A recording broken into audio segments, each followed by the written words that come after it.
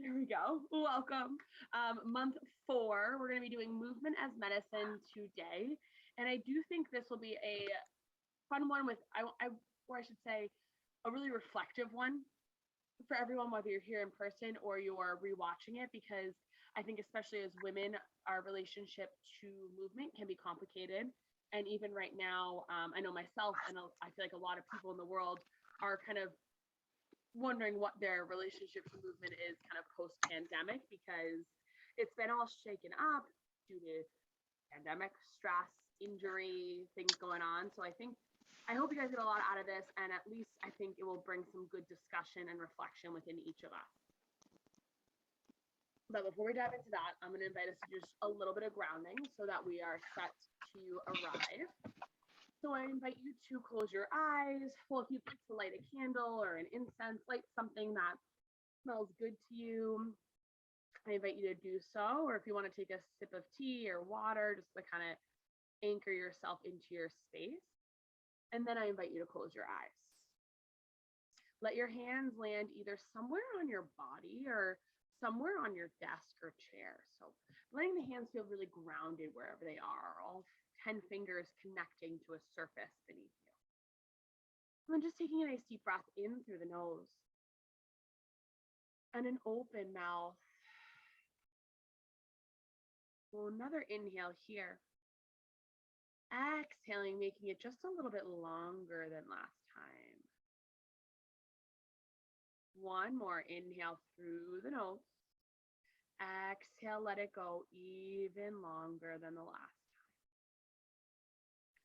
And just really arriving here fully in your body, whatever that feels like and looks like this afternoon.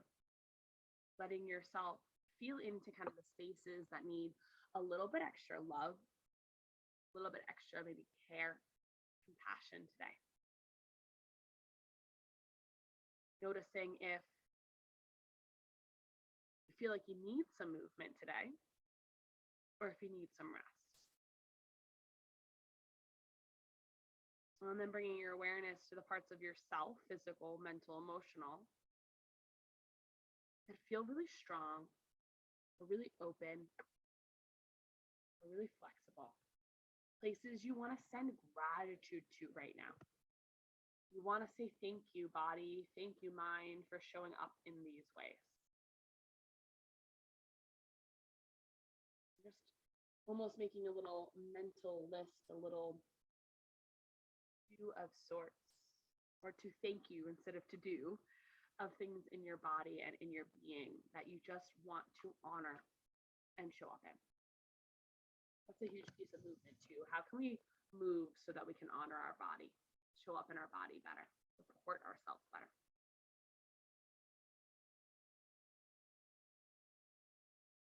And then last but not least, bringing your awareness to some of those areas of your body that you might kind of skim over from time to time, that you might feel like you're disconnected from. And I know that seems counterintuitive, telling you to connect something you're disconnected from, but most of us know what those pieces are.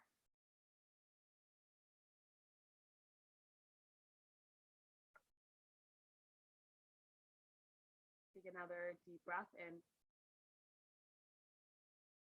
And long breath out.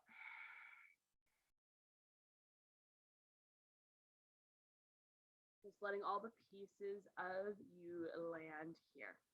The places that need a little extra love. The places you want to send gratitude for, or to. And the places that you want to show up in more. Take another deep breath in. Let it go. And then I invite you to jot anything down that comes up. If there's anything you want to write down, like the places that came up you might feel disconnected to, the places that you want to say gratitude to, the places that need a little extra love, just kind of a little list of sorts as a reflection piece. And I will show you, I accidentally pulled 2 cards, they were stuck together, so I'll read them both. I got peace, which said there's no need to worry as everything is working out beautifully. And past life. The situation involves your past life memories. So this is from the goddess This is you can tell how old I've had this one because it's like all beat up. It's one of my like 17 decks. I have a problem. I'll read them both out to us. There is peace. There is no need to worry, as everything is working out beautifully. Even though appearances may seem chaotic, I assure you that a higher plan is in action. This all-loving power is carrying and supporting you completely. Relax into the arms of divine love and breathe away all cares, concerns, and worries. Put your focus into enjoying and appreciating each blessing. Your gratitude helps you attract even more blessings into your life. The various meanings of the card. Give your care and worries to a higher power. Pray. Meditate. Engage in peace-enhancing activities such as yoga, sea salt baths, massages, naps, music, playfulness, and the like. Considering we're talking about lounging on the couch, that seems very in line. Maybe a massage in there too. Past life. This situation involves your past life memories, which is interesting based on today's topic because we'll dive into that a bit. Your roots upon this planet are strong and deep, and some of the roots have anchored you in past memories from faraway times. These roots have anchored you so deeply, in fact, that you're paralyzed when it comes to moving forward. I've called your attention to this condition so that you may unearth and uproot past memories. Sometimes you bury these memories to shield yourself from psychic pain or embarrassment. So you won't remember those awkward moments when life tested you to the maximum. Reveal those lessons to yourself now, strong sorceress, and move forward with the confidence that you have sage wisdom behind you. Various meanings of this card. Get a past life regression to gain insights and answers. Ancient fears from the past life are surfacing right now. You've known the person you're inquiring about in a past life. Your current situation relates to a childhood issue. The past life one's particularly interesting because we are going to talk about the role that kind of our past experiences with our body and movement play and how our nervous system interprets things. So it's interesting that came up because that's going to be a big chunk of the nervous system chapter today. Okay. But I'm going to share my screen. We'll do a little check-in and go from there. Movement as medicine. Beautiful. So like I said, today is movement as medicine. We're in month 4. A little bit about what we're going to go through. Actually, before that, we'll do a check-in and then I'll share a little bit of what we're going to go through. But kind of taking a moment similar to our grounding just to notice if there's anything that is on your heart, anything that takeaways from last month. But breaking up. No, come back to me, Zoom. I think it's better. It sounds better now. I don't know. Maybe. I think I'm on the verge of a new computer because it doesn't like when I do Zoom and something else at the same time. At least that's what it seems like. I see. I It's see. like it happens when I take notes or when I try to. So I think get a new computer. But it seems like you hear me now. But I can hear you now. Cool. I was I open can hear before you. if there's anything you wanted to share or ask or say before diving in.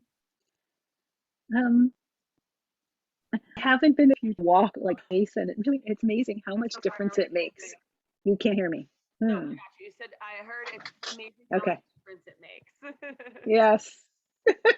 Just going outside for a couple minutes is essentially what it was. Just something, even just something small like walking around the outside of the house or Yes, I standing love in the that. yard for a couple minutes and feeling the sun on my face. Oh, yeah, especially after long winter. No, I really do love that and I appreciate you sharing. I apologize that it cut out there for a moment. That's okay. I'm going to keep it like this for now because that seems to actually be happier with sharing. So let me know if there's anything that you need me to zoom in on. I think this Okay. make it a little bit smoother instead of taking up the full screen. But yes, I think small differences, and we'll talk about that in terms of movement too, how like small stuff can really go a long way in some of this.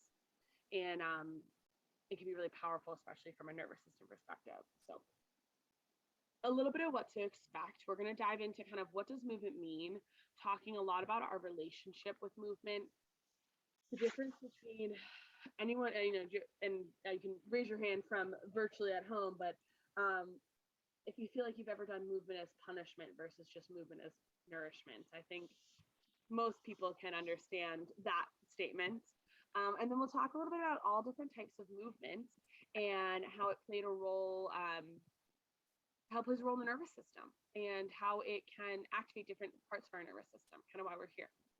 So I always like to share a little bit about my story because I do think that we all have our own stories, and I want to encourage you to, you don't necessarily need to share it here today because sometimes it can be a little triggering and a little bit of a remembering. But a little bit about my story is that I was always an athlete. I played soccer at 5. I started playing lacrosse and basketball shortly thereafter that, and it really was a huge a part of my identity. And I didn't realize that until it was taken away. When I was 16, I tore my ACL, and kind of why I ended up in the field that I'm in because I went to physical therapy. But more importantly, I learned really quickly how much of my identity movement was, and when it was taken away, um, some of the negative thought patterns that came up and the kind of decreased ability to handle stressors. Um, and I don't think I would have realized that so early on if it wasn't for that. And even at the time, I don't think I had a label for it. I don't think I had a way to say like this is what was going on. But I do remember it being a really tough part of my kind of high school experience. And whether your kids have gone through the same thing or you've gone through the same thing, you probably can kind of see how that can take a lot away from someone if that's their identity at a young age. I went on to play college lacrosse, which was amazing in so many ways, but also unfortunately, I had a coach who was really I don't know, out of touch with reality, and she made lots of comments on our weight and how fast we were and things like that. And very quick, I would like to say this out. I never claimed that I had an eating disorder or anything like that, but it did definitely lead to some disordered thoughts around movement and eating. And where I really started first learning movement as punishment, like, oh, I'm not fast enough, oh, I'm not good enough, I need to move, I need to move. And we'll talk a little bit about what that does to our brain and our bodies. um, I went through a lot of injury. I had a major illness in college. So when that kind of happened, I had to make this shift. Once again, movement was taken away from me. So I had to like reconnect with some sort of movement for my mental health, but also remove that punishment piece. It's a lot harder to punish yourself with movement if you're like told not to move at all. But it also is really challenging mentally. So, making a comeback from that, being hit with more injuries, being burnout, I feel like I joke that I had to learn some of the same lessons multiple times in terms of movement, and probably still will learn them for a couple more years after this in terms of how to listen to my body and what I really need and things like that. And I think sometimes, unfortunately, with something like movement, we do learn by learning what we don't want first, and what's not working first, and then what does work. But I do hope today kind of gives you a little bit more insight of what can work and how to use it to your advantage. So this really just leads me to the point at just kind of a thing for you all to reflect on is, what is your story? I actually had someone do this with me for a professional timeline, but I think it's interesting for other things like movement or even professional as well. But she said, write down every kind of major event professionally and like each year just to see how far you've come. And this is kind of what I do with movement, kind of write down each event, and it can be good stuff like that time I ran a 5K and it was awesome, or that time I injured my ankle and it was awful, and just kind of seeing where you where you were and also how it made you feel at the time can give us a lot of insight as to where we are now. So it's kind of a journal prompt that I invite you all to dive into in the next couple of weeks, this month for Movement as Medicine, is kind of looking at your story and how that has affected where you are today. And not for the sake of judging yourself or kind of getting angry at yourself, for the sake of also appreciating all the things you've been through, all the things you've worked through, all the things you've learned. Because it's hard to realize all we've done and all we've learned unless we spend some time reflecting on it. So movement, what can it really be? It's taken me a while to get here. I used to be that type of person that was like, you have to be like hardcore sweaty exercising. And don't make it wrong, I like still love a good hardcore workout sometimes, getting the heart rate up, all that. But movement can be so much more than that. And I think that's what we miss in our day-to-day life. It can be dancing in the kitchen. It can be a structured workout. Walking, as you mentioned, Arwen, and for me, walking has been truly life-saving this past year, especially on the days where I've been so busy that I can't, or I don't have time for a structured workout. Just even doing like a 10-minute loop around the block not only makes my body feel good, but just gives my mind a mental reset. Stretching is movement. Going to a class, rolling out some embodied movements, so connecting breath, just or kind of intuitive, just almost like dancing, but just letting things move through. I mean, I even sometimes just roll around on my yoga mat some days, and that will count. And I think it all also depends on where your nervous system is now and what your goals and needs are. And I'm sure, and there's like a million, other things we can add to this lifts, right? Like we could go on and on for days as to all different types of movement. And the only reason I bring up a couple is to recognize that there are so many types, and we can use that to our advantage so that we can feel better in our bodies without beating ourselves up. So this is kind of a quote, a Carrie quote, but it's something that I was saying a lot during the pandemic, and I still believe it because I still think we're all in a lot of stress and still in that kind of figuring out what comes next mode. But now really is not the time to be doing things you hate. There's enough stress in our world, enough hate in the world. Now is the time to do things you love, things your bodies love. I was joking with someone, they're like, I want to get back to running. And I was like, oh, why? They're like, well, I just feel like I should run. I was like, now's really not the time to do stuff that you feel like you should do. If you're already stressed and already like, on the list, like for me, running is one of those things where like, I'm good right now. Like, not that I don't know if I'll ever go back to it, but it's and maybe I will, maybe I won't. But right now it just feels like an unnecessary stressor for my body. And it's something I'm not loving. So I'm like, yeah, we're going to put that off to the side. And is there anything that Arwen that you feel like you want to leave behind for the moment, or like not be doing for a little bit? I don't think so because I've been doing so little for so long because of Right. various injuries. I still just want to get back to some things. So I get that. I think leaving behind kind of the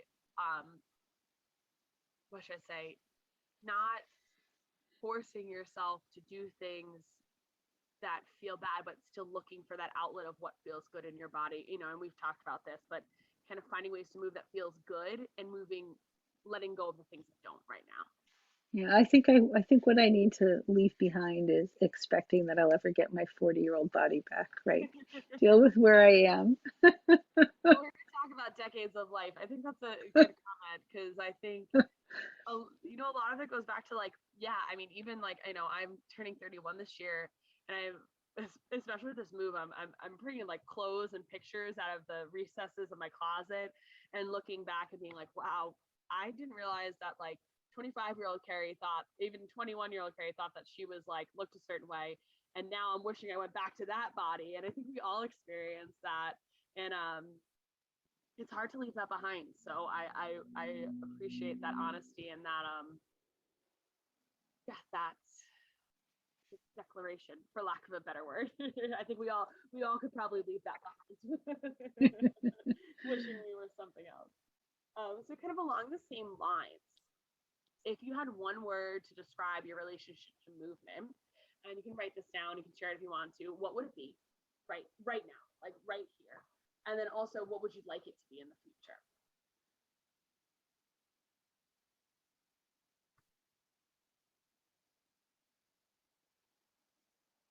I think sometimes for me, right now, it feels like a little bit, I don't want to say a burden, but it feels like I don't have the time to move the way I want to. So it feels like it makes me a little uneasy at the moment because I do like to move. But my favorite place to be is like, I don't know. Oh yeah, I'm coming back, I promise. There I am. I don't know what is going on. I really do apologize. So anyway, my encouragement is write down kind of in your journal or and think about in your head one word to describe how you feel about movement right now, and one way how you'd like to relate to movement in the future as kind of a less tangible goal. So along the same lines of that kind of reflection, talked about this a little bit earlier, kind of writing your movement story down. I think it's also really important from a nervous system perspective to take inventory of your movement history. As a child, what did movement look like for you? For a lot of us, it was a little bit more free, playing hide and seek, running around, playing games, jumping around. In teens, it starts to be a little bit more structured with sports and gym class, and there's definitely a little bit more of like, sometimes it's really joyful, sometimes it's really torturous, depending on your personal experience in your body. In your 20s, it might have looked really different because whether it be in college or post grad, like you might, for me, I think it looked a lot of like, oh shoot, I gained a lot of weight in college. Like, how do I manage that? And like, how does exercise, I mean, I do feel different because I was a college athlete. I think I experienced the like, what the heck am I doing after college? Because I was like, I went from this structured, like, weekly schedule that I had no choice but to participate in. And now I have to figure out how to move like on my own for fun. Like, what is that? So another way to kind of just look at all this and start to interpret how where you are now is to look in your movement history, like what it meant to you during your 20s, your 30s, your 40s, and kind of just seeing like, okay, there's a pattern here, or oh, this is where I get my love for this type of movement, but this is why I hate this type of movement. And maybe I hate running right now because my coach, if we were too slow, would make us run extra laps type of thing. That does play a role to a certain extent in some of this stuff. Um, so yeah, kind of taking that inventory, another kind of little journal prompt.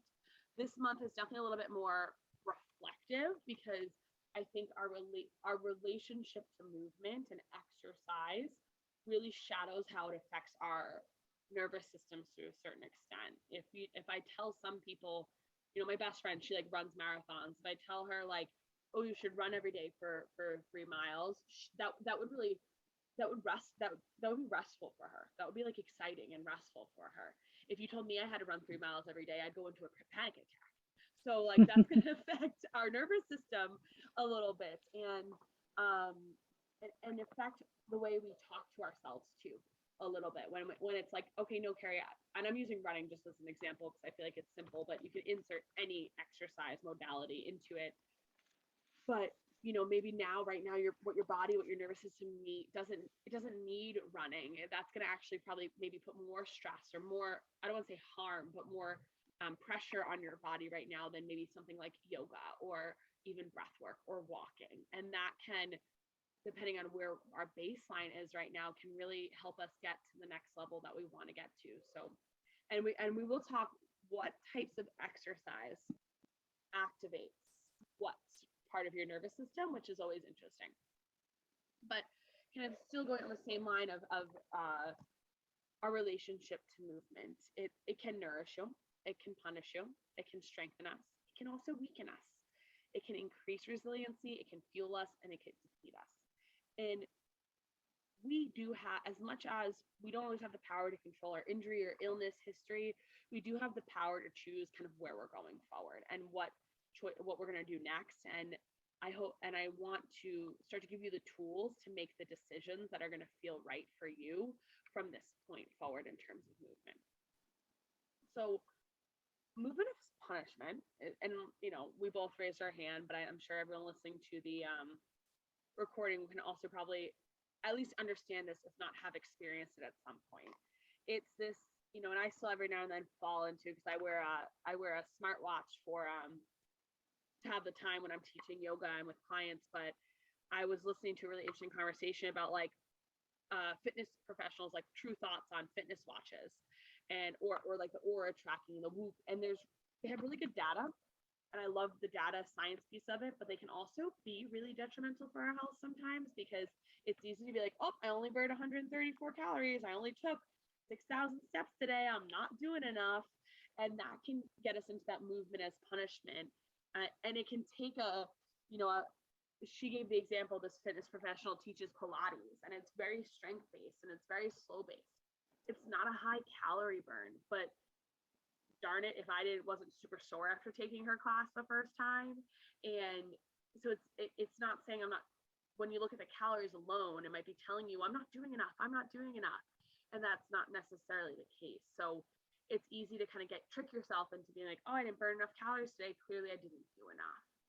And kind of along similar lines, like movement as punishment. I remember in college at one point, I actually did Weight Watchers for a little bit, and I will say the caveat: Weight Watchers wasn't actually all bad, because it did teach me to eat more fruits and vegetables at a time where I wasn't intaking any fruits and vegetables. But it also does foster some negative patterns depending on what your mindset is. And one of mine was like, the more time you spent exercising, the more points you got, and the more unhealthy and food wise, the more points it was. So it was like, oh, well, I want to have cake tonight, so I'm just gonna like run for another 15 or bike for another 15 minutes so I can earn that cake, or I want to earn back that thing that I just ate, eating something bad. That can be a form of punishment. For me, it's also looked at times like being mad at my physical body, whether that be for like looking a certain way, like, oh, I don't look good in that, or for feeling a certain way, like, oh, why does my knee hurt? Why does my hip hurt? Why am I not faster? Why am I not stronger? And along the same lines, also only being focused on weight loss. And I do like to say this here, and this might be a little controversial. I don't think weight loss or wanting to lose weight is a bad thing. I think it's about the mindset that you have and about weight loss. If someone's, I've worked with clients in the past who are trying to lose weight because they have high blood pressure and high cholesterol and a lot of heart disease in their family, and it's one of the things their doctor told them can help decrease their incidence of really bad heart disease and heart attacks and things like that. And so they were coming at it from a perspective, I want to live longer. I want to live as long as I can, and I don't want to and honestly, this is true in my family. Like, I've had many family members pass away in their 50s and early 60s from heart attacks.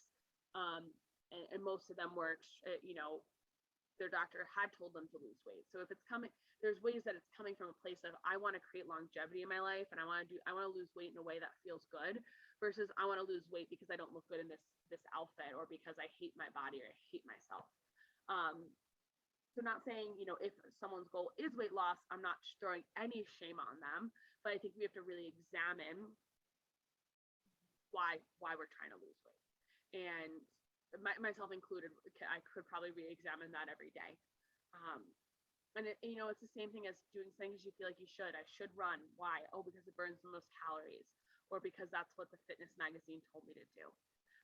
Sometimes it's just come with following the trends. I was joking with someone the other day, like 5 years ago, like all these like boutique group fitness classes became really popular for like women in their 30s, like Barry's Boot Camp and Orange Theory and like all this, like, and some of them are good workouts, but some of them are also like, if you've never run or lifted weights before, it's like hard, very hard and very demanding.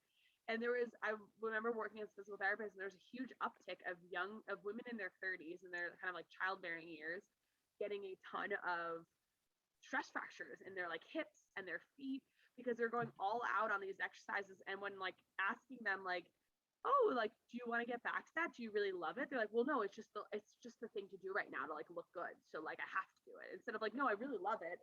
It was like, well, no, that's just like what all my friends do. So like I have to do it.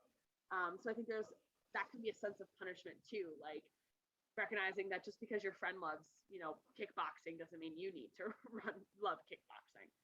There's a lot of different ways that punishment can kind of sneak in to the way we move. And when we're coming from a place of punishing ourselves, we are going to be putting ourselves more in that fight or flight mode, because you're already kind of forcing yourself to do something that mentally you're not enjoying or mentally you're not intrigued by. So your defenses are already up.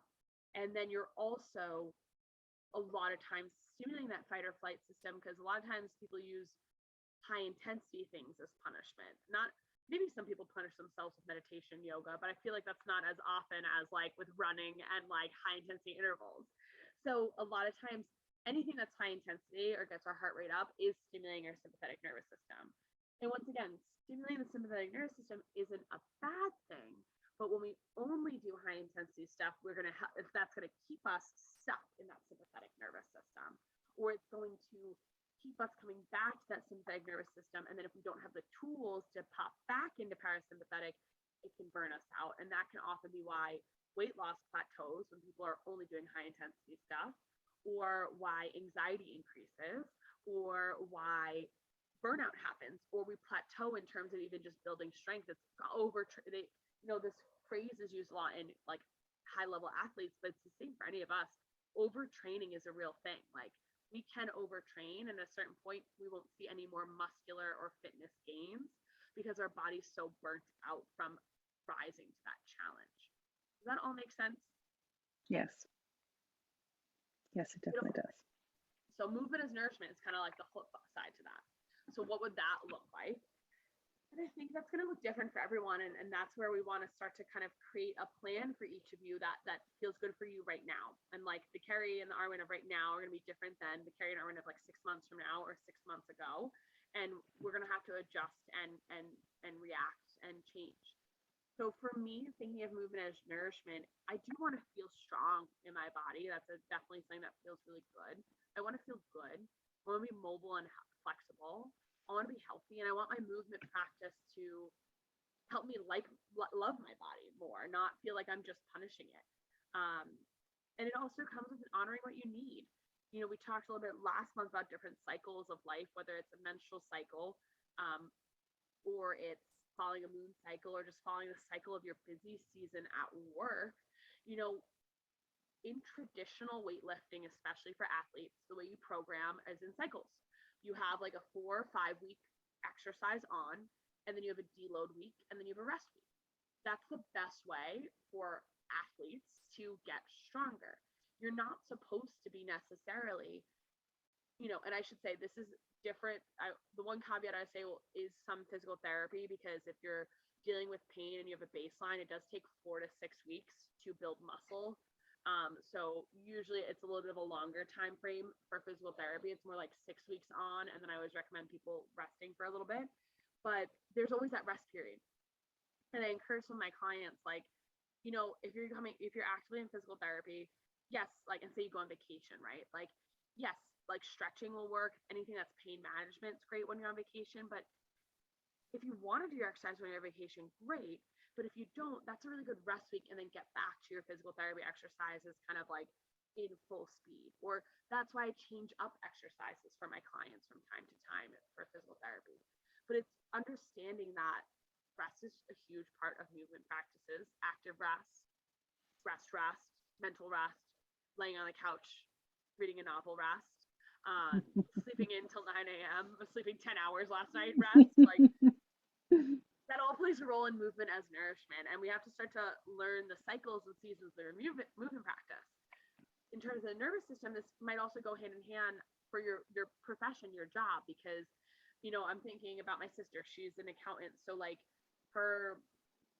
she used to have like just one busy season, but now it's like cyclical with the quarters. So she has a lot of work to do at the beginning and the end of the quarters.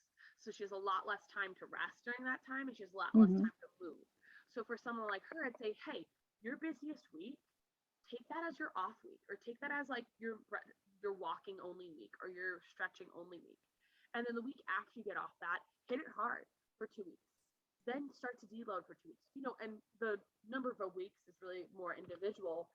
But for her, that's a really powerful way that she can use her movement around her work schedule, so she's not burning it at both ends in terms of work and movement and sleep.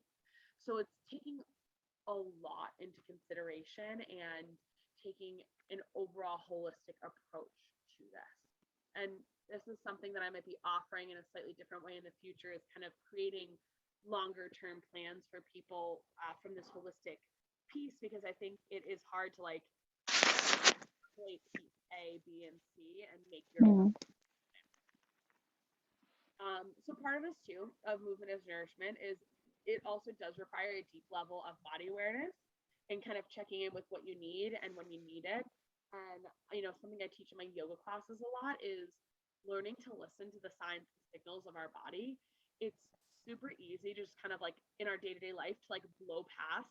You know, I even think about, we've talked about in this group before, like forgetting to drink water or eat during the workday because you're so busy. You know, and with, you know, new moms or just moms in general, like forfeiting your comfort and happiness for the sake of your children is really common. And I shouldn't say necessarily happiness, but your comfort sometimes, especially with new babies. You're kind of like keeping this small thing alive, so you start to ignore your own signals because you have to keep this small thing alive. And that is something that is taught to us, so we can unlearn it as well. And then at the same sense, starting to get to know your individual body, and this is also another conversation as a physical therapist that I have with people, is differentiating your sensations. Like, there is a difference between discomfort and pain. It's going to be very highly person dependent. What's painful to me and what's painful to you might be different, also based on our past experiences. what our body needs to do, how, where we are stress wise, noticing muscle tension versus like there's muscle tension because you worked out, like kind of that soreness. There's muscle tension because you've been at your desk all day doing one of these. And there's muscle tension because you kind of slept the wrong way. And they all kind of feel slightly different, but it's easy to just be like, oh, my muscles feel like crap. So like, let's just move on. Versus like, okay, I'm feeling like I've just sat in my chair all day and not moved and I have tension. And then that probably means I need to move. But if you're like slept on your neck the wrong way and kind of are stuck, it's like, oh, maybe I need to get a massage or go see someone. I might not be able to move out of that stuckness. Or there's also the other soreness that is like, oh no, I overdid it and my knee hurts because I did too much. And those are all similar but slightly different sensations. And it takes a while, a really long time to learn that and kind of keep picking that apart.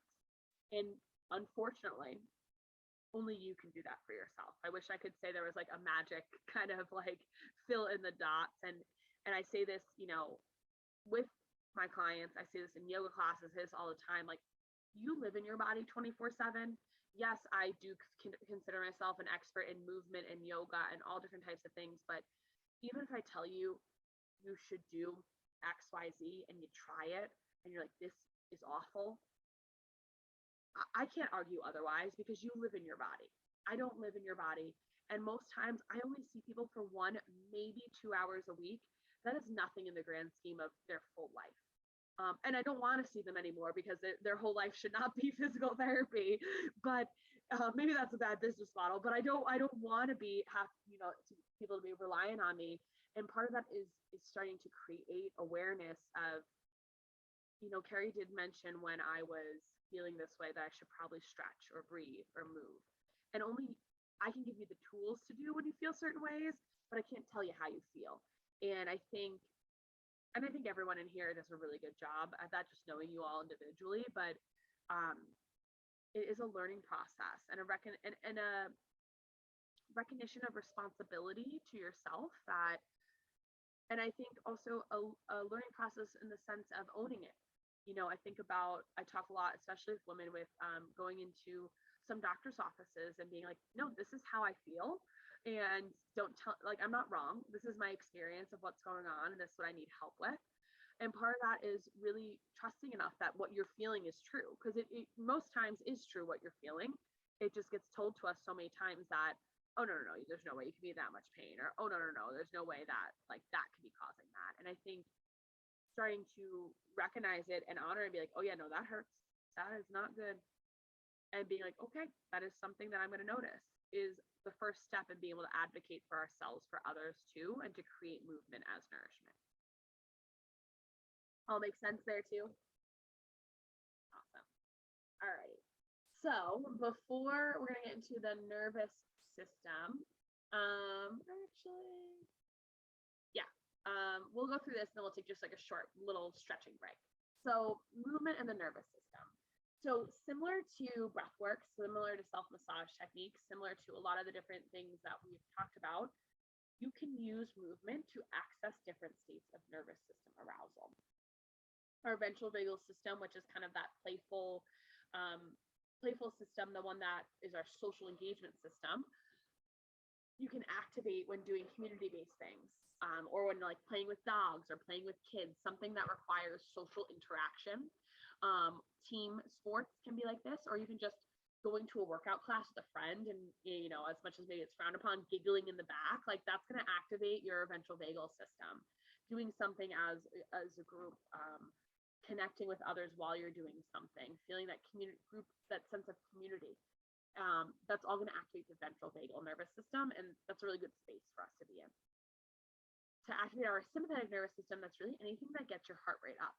So when your sympathetic nervous system is activated, your heart rate increases, your blood pressure decreases, blood flow to your muscles increases, and digestion decreases. So when we activate our sympathetic nervous system, that's what happens. Alternatively, when we get our heart rate up and get our blood flowing more, that activates. It's vice versa. When we get our heart rate up, that activates the sympathetic nervous system, just like being in sympathetic mode activates the heart rate. So things like high intensity intervals, running, anything that's going to get us in that heightened state is going to put us in a sympathetic state. Once again, I have to reiterate this over and over again, that's not a bad place to be. We just don't want to be there forever. And being the sympathetic nervous system is what helps us grow. It's what helps us evolve. It's what helps us train. So when you're in strength training, when you're making fitness gains, a lot of times we're in that sympathetic mode.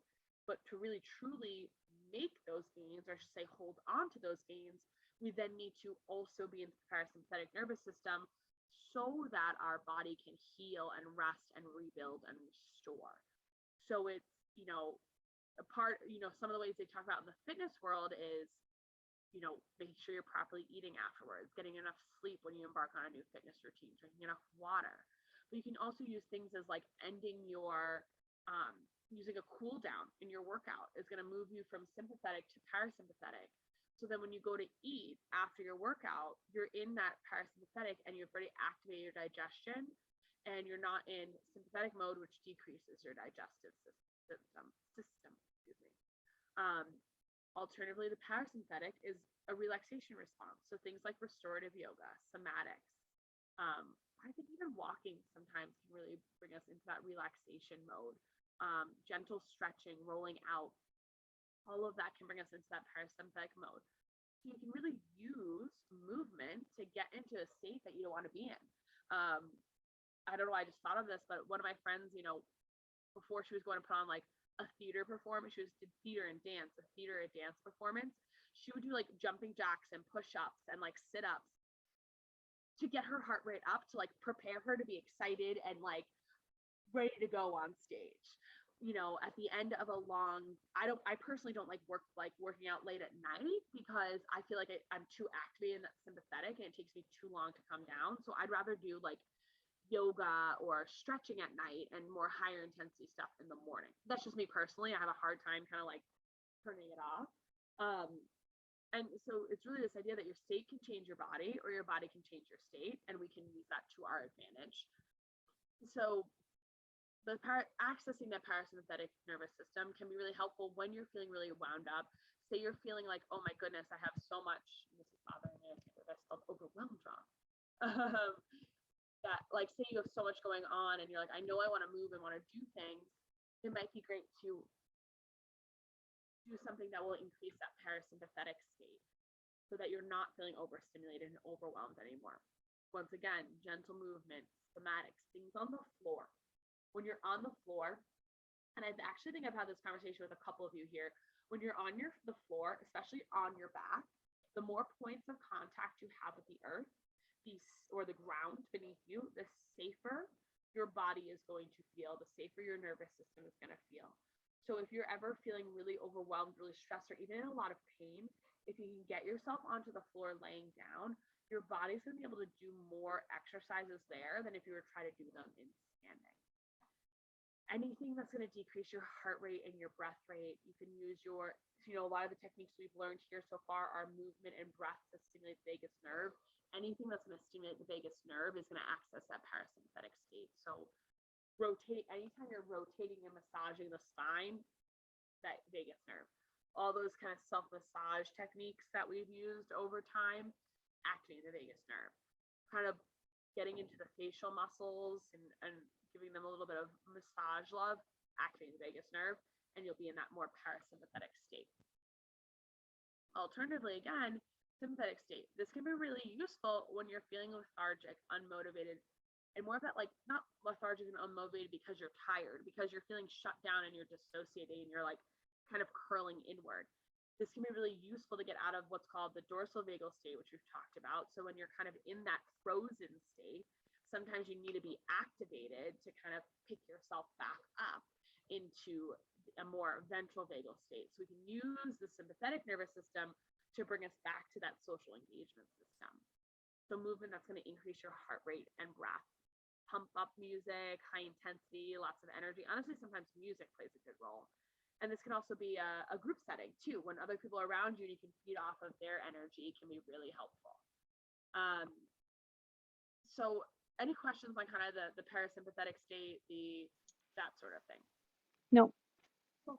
All right, let's do just a little bit. I'm going to take this off screen share for just a moment. We're going to do just a little brief kind of stretch out. And oh, stop share is right there. And then we'll get back into kind of movement variety and going through a specific movement. So we're just going to do some rotations of the spine, kind of more parasympathetic nervous system today. But sitting up in your chair with your feet flat, you're going to kind of take a moment to take your hands to the chair or to the thighs. And we're just going to take a couple of seated cat cows. So on your inhale, heart lifts, low back arches just a little bit, gaze lifts. On your exhale, tuck the chin around the spine, tuck the tailbone. Inhale, heart lifts, gaze lifts, low back arches. Exhale, tuck the chin around the spine, soften. We're going to add some arms into this next. So on your inhale, you're going to lift the heart arch to the back and let the arms kind of come back as far as you feel comfortable. And then on your exhale, tuck the chin around the spine, reach forward. Inhale, lift, arms come on back, knees lift. Exhale, round and reach. Inhale, lift, heart reaches forward. Exhale, round and reach. 2 more, take it back. Round it forward. Take it back. Round it forward. Alrighty, come on back to seated. Hands are going to come to your thighs. And then you get a little bit taller. Arms reach up overhead. Take a big inhale. On your exhale, hands come to heart center. Find an interlace. Press the palms all the way around the back one more time. And then palms come on up to the sky. Take a full breath in. Take a twist to the right. So left hand's going to come outside your right thigh. Right arm comes behind you anywhere that lands. Really nicely. Take a full breath in. And a long breath out. One more inhale. Exhale, unwind back through center. Arms are going to reach up to the sky. Fill up. And then take it to the other side. Right arm comes forward. Left arm comes back. Take a full breath in. And a long breath out. One more inhale. Exhale, come on back through center. Feet are flat. Palms are somewhere on your body or on the chair. And you're going to take your gaze straight ahead, sitting up nice and tall. Eyes are going to just dip over to the right, finding that outer edge of the socket.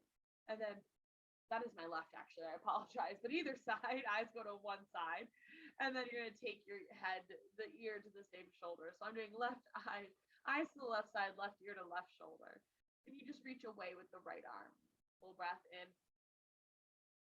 Long breath out. Filling up. Letting go. Taking just a few more moments here, feeling any sensation in the front of your, or the side of your neck. Maybe feeling a sigh or a yawn. Eyes come back through center, fingertips come to your head, and you kind of pull it on up. And then we'll sit up nice and tall, and you're going to take your eyes to the right, actually, this time. And then right ear to right shoulder. Left arm's going to reach away, and you come back to breathe.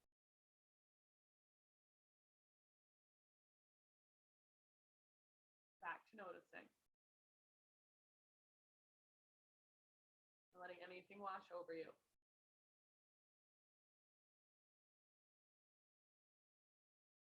And then eyes will come back through center. Hands bring the head back. You'll take just 3 circles on the temple in one direction, 3 circles in the other.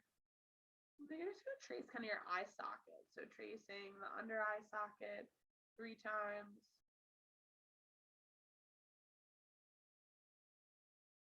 And then tracing kind of from the bridge of the nose along the eyebrows 3 times.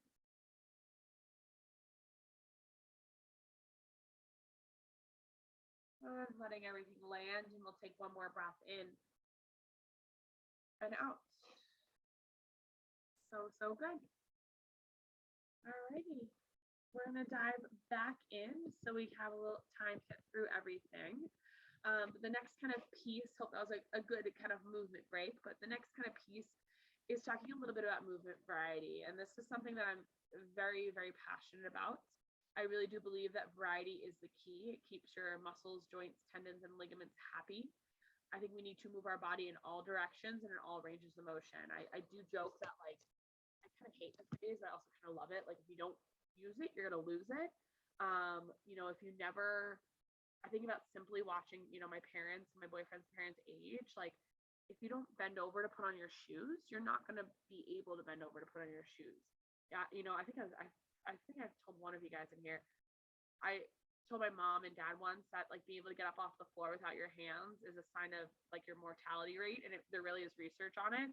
So now they literally get up and down off the floor every day. Like that's part of their movement practice. Like just once a day, getting down on the floor and getting up off the floor. That's also really good for like fall risk for anyone elderly. And not that my parents are that old at all, but it's better to start ahead of the curve than to start practicing it in your 80s. And at the same time, also different inputs to our muscles, to our brain, to our body create different outputs. So if we want to change our mindset, our mind, our mental health, our physical body, we need to change up what we're putting into our body. And that can be thoughts, that can be movement, that can be food, that can be water, but different inputs are going to create different outputs. Similar to what we said before about cycles, our bodies are going to need different things on different days. That can be due to the menstrual cycle, stress, work, food intake, all those sorts of things. So, and also looking at what the rest of your day looks like. If you have a 12-hour day ahead of you, it might not be the best thing to wake up an hour, 2 hours early so you can get a workout in. That just might be doing too much. And this idea of creating variety in your movement practice can really create trust, which is going to be good for our nervous system. So a way to get variety into our schedules, one is to just try new things. That's been a little hard in the past 2 years because it's harder to access new things. Well, at the same time, it's not, because you can use YouTube anything these days and there's a million videos on it. But maybe that's what I should encourage more is just try some things on YouTube. I remember I'm not a good dancer at all. Like unless like I've had like wine in me, which I don't do terribly much. Like I'm not terribly good at dancing. But I went through a Zumba phase just because I like needed to change it up and was so bored.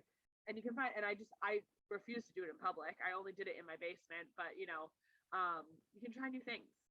A body awareness practice is also going to help good variety. That can help us decide, okay, do I want to do that thing I planned or do I want to try something else? I do believe in scheduling in workouts or exercise places or movement breaks. But one thing I don't always do, sometimes I'll schedule in, okay, this is the hour that I'm going to move, but I don't, depending on where I am in my life, I don't say I have to move in a certain way. So, say tonight at 6 p.m., that's when I have my movement break. I could do yoga, I could do weightlifting, I could go for a walk, but I know I have a movement break in there. Sometimes when we are new to creating a movement practice and we need that accountability, it can be really good to schedule exactly what we're going to do. But as we get more practice, and also if we're not like, if I was training for like a marathon or training for something, maybe I would definitely have a more structured schedule. But right now I'm just moving for the sake of feeling good in my body. It might not necessarily need to be as structured. Or if you're trying to heal an injury, you might need a little bit more structure, or versus just trying new things, you don't need a new structure. So I'll create a tentative schedule at the beginning of the week and then have alternates available. So if I want to be like, okay, I want to maybe do yoga or I want to maybe strength train, I'll plan my movement block when I know that there's a yoga class I can go to or a yoga class that I can take. Or I know that, I can get outdoors, say the weather looks like, oh, it's going to be rainy in the evening on Friday. Maybe I'll plan my movement break in the morning because I could get out and walk, or I could go strength train type of thing. And like kind of along the same lines, like plan a time, but don't plan exactly what it is. And this really does, I will say, also depend on you and your decision-making capacity. Sometimes when we are overloaded, it's easier to just write down Monday at 8 a.m. I'm doing this. Tuesday at 9 a.m. I'm doing this. Wednesday at 6 p.m. If we have so much going on in our brains that making a decision at 6 p.m. is not going to fly. Like, March, if you had to tell me like every day at 6, this is how I feel about dinner too. Like having to decide what I want for dinner at the end of like a really long day, like I'm going to get takeout and it's going to be pizza. Sorry. So in those periods, I am a little bit more structured because I'm like, if I have to make one more darn decision, it's not happening. So once again, this is all kind of showing that there's different ways that we can go about this during different seasons of life. Just another quote, learning to listen to your body is a lifelong journey, but why not start today and start to kind of build into here. So I'm just gonna grab a little tissue real quick because my allergies are so crazy from cleaning all my carpets, and then we're gonna dive into different types of movement, what they activate. So we'll take like a 2-minute break, not even. If you want to grab water or do anything, I'm just gonna go grab a tissue real quick.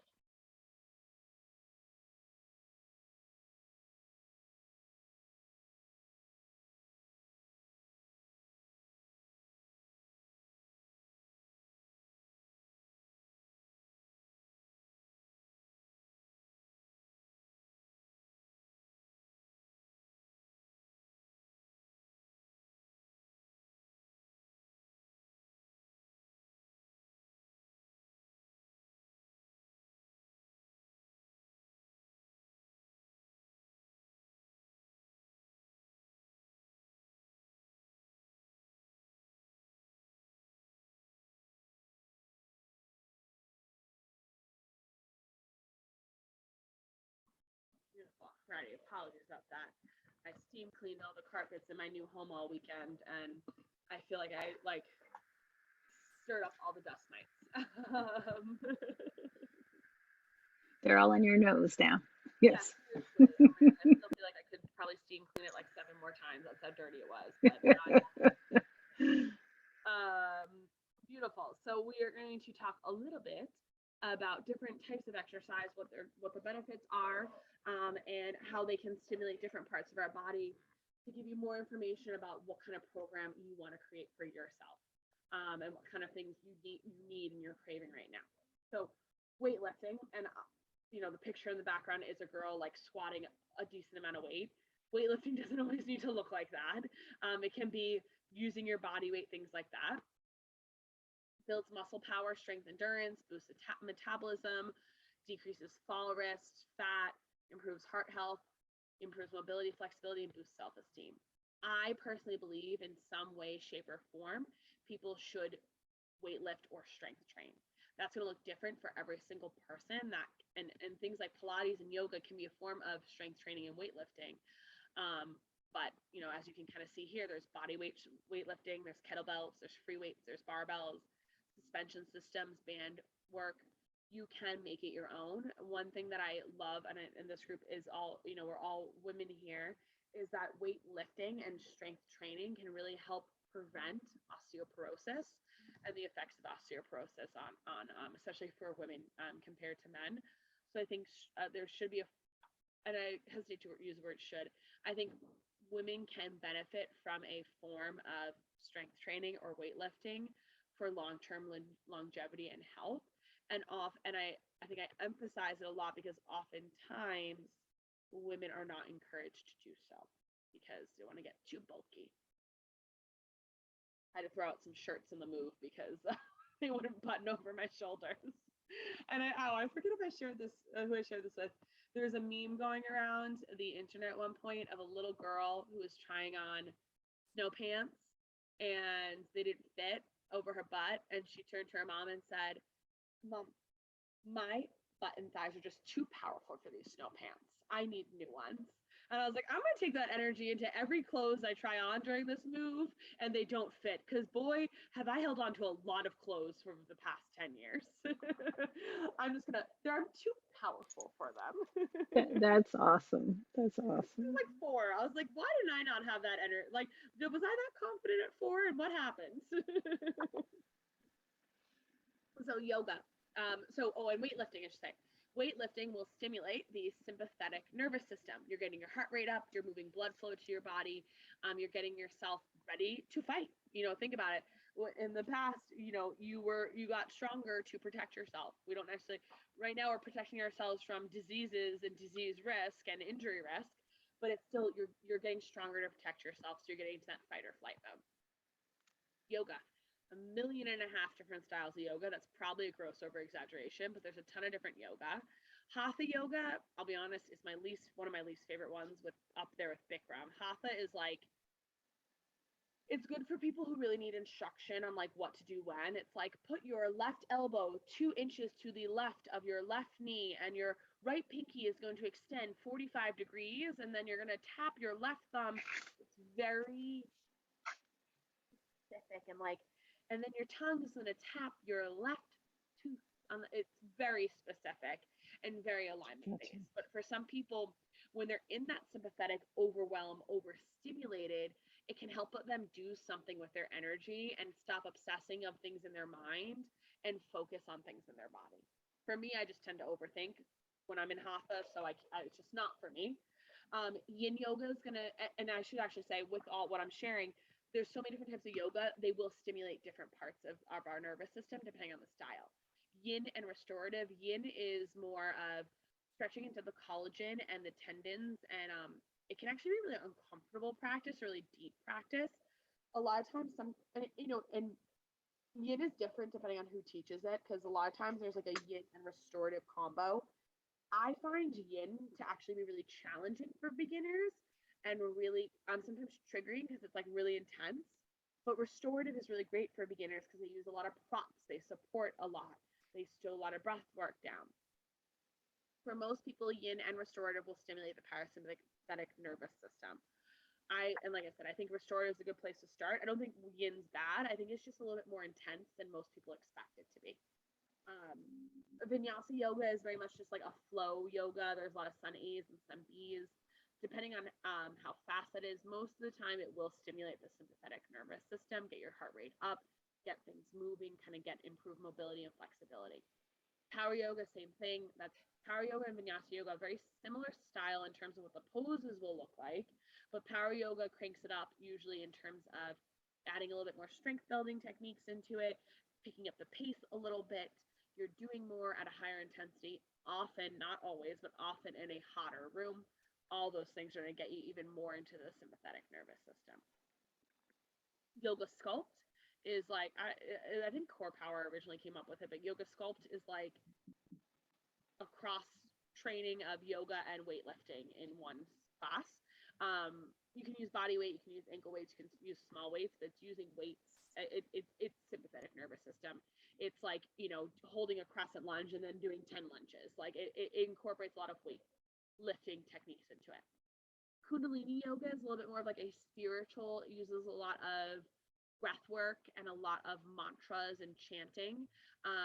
That can stimulate both depending on what you're doing. A good resource for that is Guru Jagat. Actually, she passed away, unfortunately, but she has a great, her company has continued on after she passed away.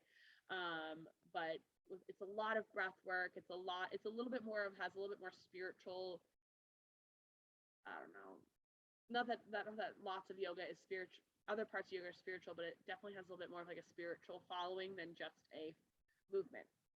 Booty, and that is spelled wrong as well. Booty is just like, I don't want to say crazy in a bad way, like crazy in a good way, like dance inspired yoga, like you're like twerking and moving and all over the place. Once again, I don't know if I'd do it in public because I don't know if I'd want to watch myself, but it's up there as Zumba for me. It's fun, but I definitely need to. If you've never seen booty yoga, I would definitely recommend checking it out because it is intriguing. It's kind of like a tribal dance yoga combo. My only complaint, and I don't mean this to degrade anyone, is like often the instructors are wearing like tiny little booty shorts and like sports bras only, and like that's a part of the culture. And I'm like, you don't need to do that to do the practice. Gotcha. Have Yeah, you I've heard never heard of that style. I've not heard of booties before, no. yeah, it's UTI. Yeah, it's interesting. And sometimes it's like very high intensity. Like I don't a lot of the teachers will teach while practicing, which I can do for vinyasa and even power, but I don't think I could do it for booty yoga because it's high intensity. It definitely is higher intensity. So yeah, you can see how different forms of yoga are going to stimulate different sorts of exercise. In a traditional vinyasa yoga class, in my opinion, or the way I think it should be taught, is you start with some grounding and some parasympathetic nervous system activation. Then you build up into sympathetic nervous system activation. and at the end you bring yourself back down. That is like the ultimate kind of peak of a vinyasa yoga class for me, is you stimulate parasympathetic, sympathetic, parasympathetic as a really well-rounded experience for a yoga class. At the end of the day, yoga has a ton of benefits as well: flexibility, muscle strength, tone. There's a lot of good stuff that happens with yoga. And what the big thing I always say is yoga can be what you want it to be. Yoga can be rolling around on your floor and stretching with friends. There literally was a class at one of the studios I taught at called Stretching with Friends. It was just sitting in a room stretching with friends, like, and that was still yoga. You know, it all counts.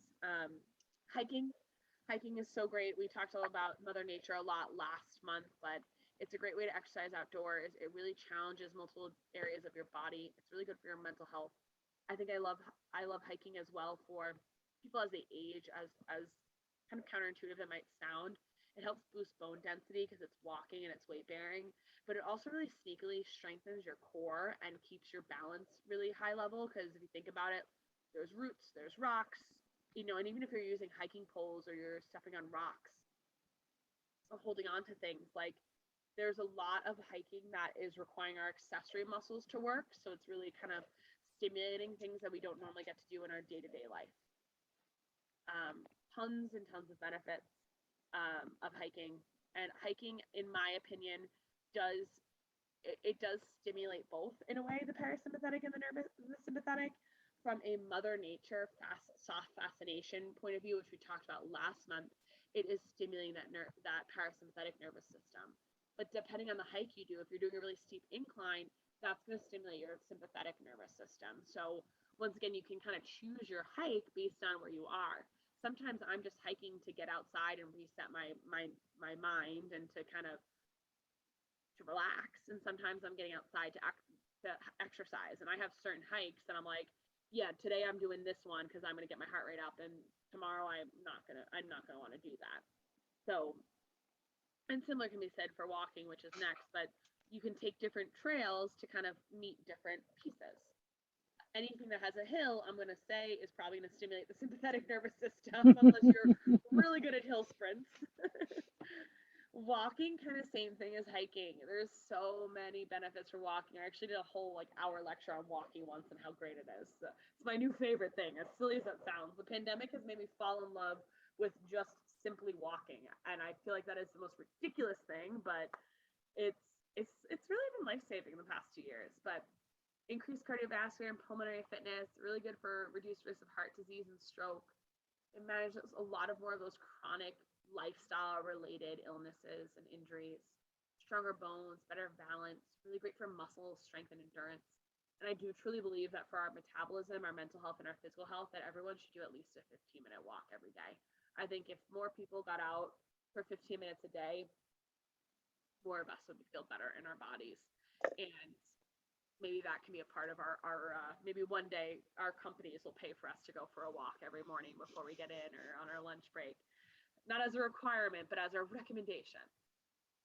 Most often, walking can stimulate the parasympathetic nervous system because you're kind of slow, controlled breathing. Once again, if you're going up hills, that's going to get that sympathetic nervous system up. I do find in the city sometimes I'm a little bit more on sympathetic nervous system because I'm trying not to get hit by cars that don't know how to stop at crosswalks. Or I'm trying to stop the dog from eating garbage in the street. But if you have kind of a peaceful walk around your neighborhood, it can be really a great way to stimulate the parasympathetic nervous system. Running, we've joked a lot about tonight, but running can be really great if that is your jam. It's really great for heart health and it strengthening muscles. It is in my opinion, one of the more polarizing activities out there. You either love it or you don't. I feel like people either want to do it every day or they never want to run again. But one thing I will say is do not only run. Only running is not good for anyone, in my opinion. It puts a lot of pressure on and a lot of kind of wear and tear on the joints if you're only running. I think running needs to be balanced with cross training, whether that be strength training or weightlifting or yoga or Pilates. Swimming even. I think running is one of the things, if you walked every day for the rest of your life and did nothing else, I'd be like, okay, yeah, you're probably pretty good. Maybe I'd say stretch after the walk, but if you ran every day, I'd be like, yeah, we need to clean this up and do a little bit more. And that's probably one of the only ones. That's not true. I wouldn't recommend strength training like weightlifting every day. Biking is another one of my new favorites. It's really great low impact way for cardiovascular fitness. It can really increase muscle strength and flexibility. I find that biking is really good for arthritic conditions because while it is repetitive, it's not load bearing on those joints unless you're like getting up out of the saddle. And it can really decrease stress levels, and it can be an outdoor activity or it can be a stationary bike activity. I often will give biking to people who have a lot of arthritis in different joints or who find that things like running are hard, but they want to get their heart rate up still. It's much easier on our joints and brings a little bit more fluidity to it as much as it is repetitive. The one thing I will say for biking is if you are biking, whether it be stationary or outdoors, stretching out the quads is an absolute necessity. So the front of the thighs, just because they're frequently used there. So it's really great to open up the front of the thighs after biking. Most often biking is unless you're going for like a leisurely ride in the country, that's going to do parasympathetic. But if you're getting your heart rate up and you're doing it for fitness, it's going to activate your sympathetic nervous system. Spinning. I call spinning and biking two different things because I think even being on a stationary bike versus going to a spin class are very different. Spin classes are very structured, very high intensity. You're in the saddle or in the seat, out of the seat. There's usually a weight component. You're like low, you're high, you're moving all around. It's like a choreographed dance to a certain extent. You get a lot of the benefits of biking, but it is in an indoor, usually group setting. Although now with like Peloton and all the different things, you can do it at home. But it usually involves like things like tap backs, arm strengthening, different positions. So it definitely is more high intensity while still being low impact. Excuse me. And it definitely, it's higher intensity. It's going to stimulate that sympathetic nervous system a lot more than even just taking your bike on a ride around the city. I do think for both stationary bikes and spinning, it's really important that your bike is set up correct, and outdoor biking. Bike setup is really important across the board. And I do have some tips for it, but at the same time, especially if you're like buying a bike, like making sure you understand the setup of it can be really important. Oftentimes we like crunch ourselves up too much, and that can place a lot of tension on our shoulders, our knees, our hips, our low back. So it is one of those activities where I'm like, get a good bike setup, know what you're doing when you're getting on a bike.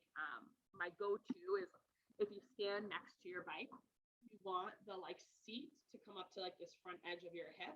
That's usually the right height for the seat. And you want to make sure that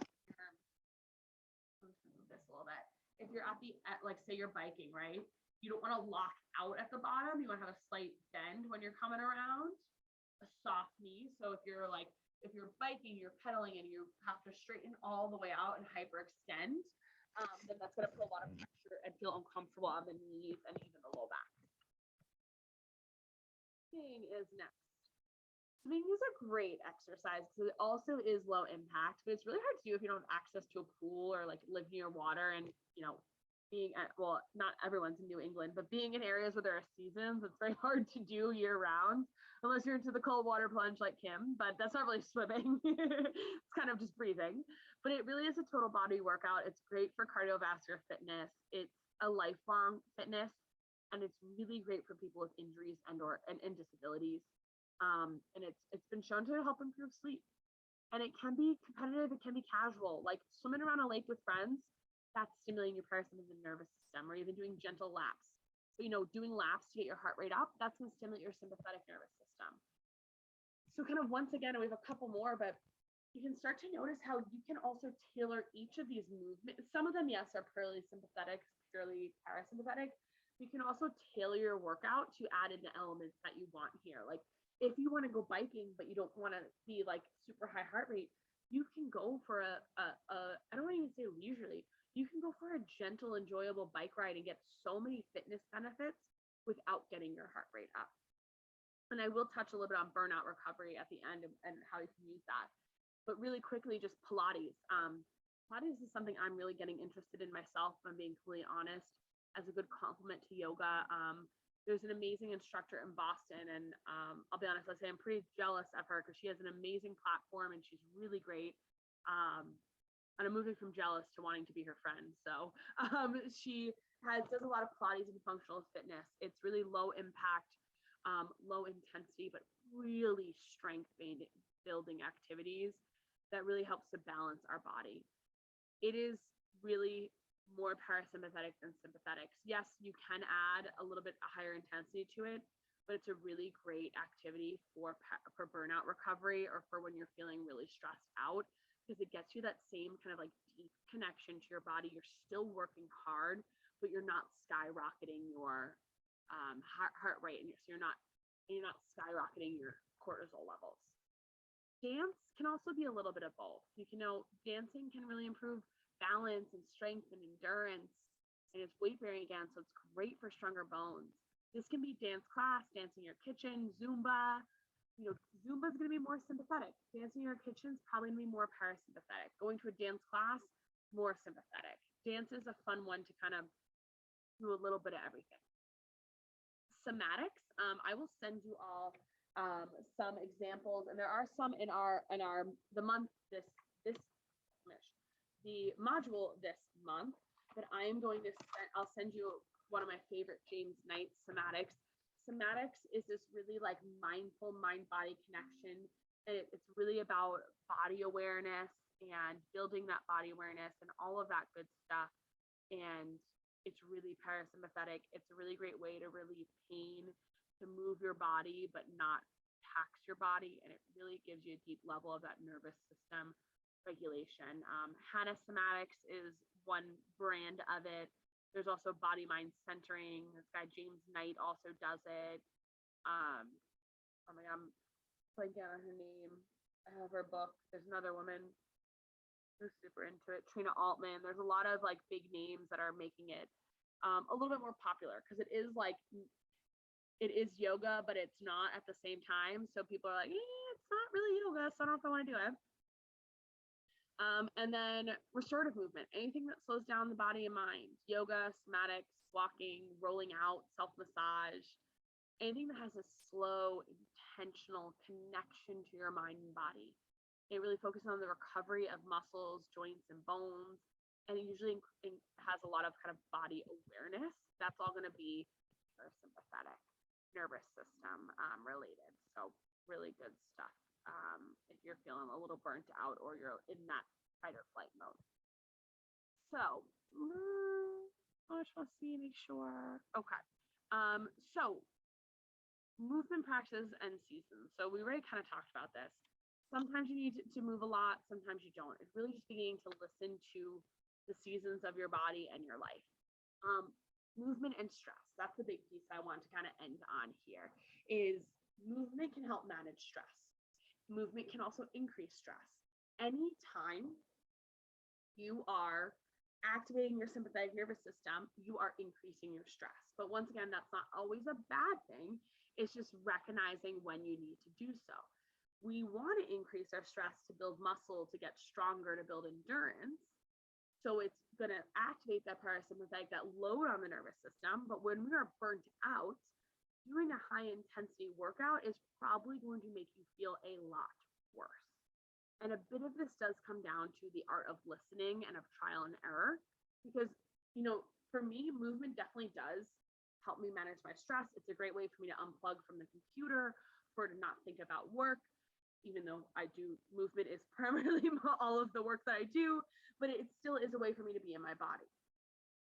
When I was experiencing a lot of burnout, my old way of movement was I was always high intensity was the way I kind of worked through my anxiety, my stress. I got rid of everything.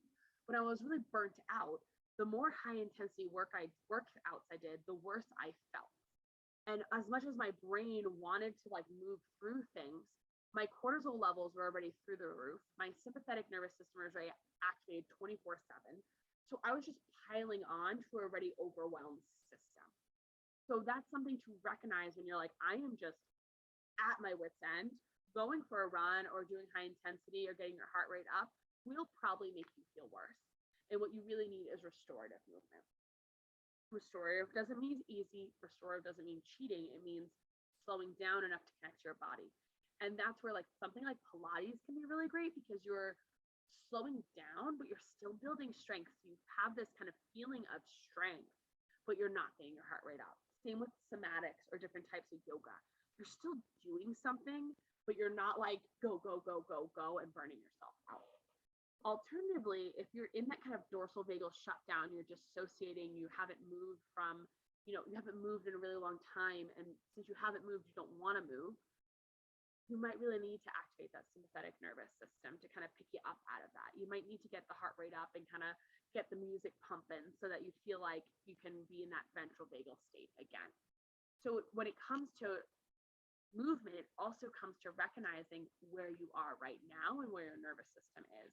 And all of you probably are in slightly different places in your life right now, which is totally fine. And if you need help going through this and kind of figuring out where you are and what you need, this is definitely something we can chat about together.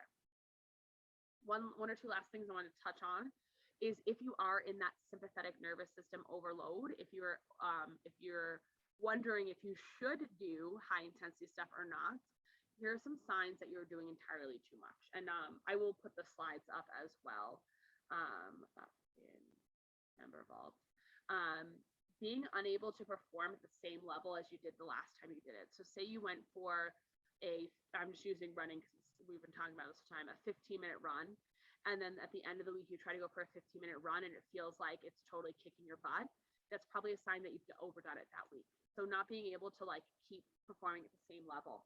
It could be if you're like, oh, I usually can squat and hold 20 pounds and suddenly you can't, probably leading towards burnout, or in the athletic world, kind of sport world, it's called overtraining. Needing longer periods of rest between exercises to recover. So, if normally you're like, oh, I can just like wait for like 5 breaths and then get back into it, and you need more, you probably need a little bit more rest and recovery. If you're feeling tired, and not like physically tired, like, oh, I just worked out, but like emotionally, mentally just exhausted about movement. Being more depressed can also be a sign that you're doing too much activity. Having mood swings or irritability also can be a sign. Sometimes when we're overtraining, it can affect our sleep. So if we're really stressed out and we're doing too much, especially late at night, it can affect our sleep. Feeling sore muscles or heavy limbs, more of that like heavy, like, oh my gosh, why does my arm feel like it weighs 15 pounds even though I didn't do anything? Soreness that lasts more than 24 to 48 hours, or soreness that doesn't go away with gentle movement. So say you did a really hard workout yesterday, but you go for a walk today and the soreness decreases, then you're probably in a good.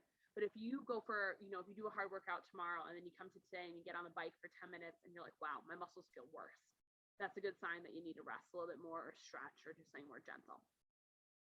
Overuse injuries and decreased appetite, huge pieces to it. This is just talking about getting started, and I think all of you kind of know how to get started at this point because you've been through it a lot, but last but not least, the first step towards getting somewhere is to decide that you're not going to be where you are right now. So deciding and noticing, and not even deciding, but noticing where you are right now in your nervous system and what you need right in this moment is going to help you create the best movement plan. I think too often, myself included, it's easy to just be like, oh, let me just follow this generic plan, or let me just do all these bits and bobs. I do think structure is important, but I also think recognizing what phase of your life you're in right now, mentally, physically, emotionally, kind of all the pieces of it. And I'll stop the share so I can see that face. And making sure that you are honoring kind of where you are each day, and recognizing also that you can change it if you need to. It does become harder to change it when you're kind of in that learning phase. So that's where, asking questions. I'm here to ask any questions. I want you all to not necessarily leave this month having a perfect movement plan, but have this month to experiment with a movement plan and ask me your questions so that you have a better idea of how to create your own movement plan moving forward, so that you feel nourished and you don't feel burnt out. So that's all to say.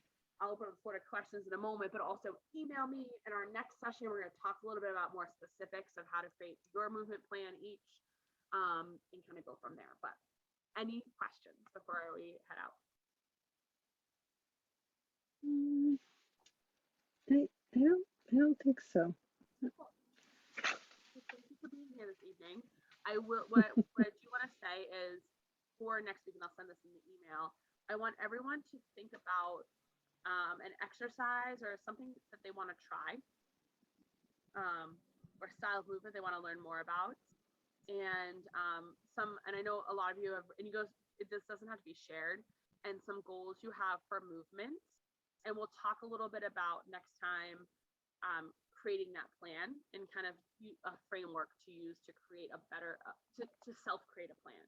Like I said, I'm always happy to review it and to kind of to go over that stuff with all of you, but also giving you the tools to create it on your own. So I want you to think about a new movement modality that you want to try, and some goals for like what your exercise or movement plan would be.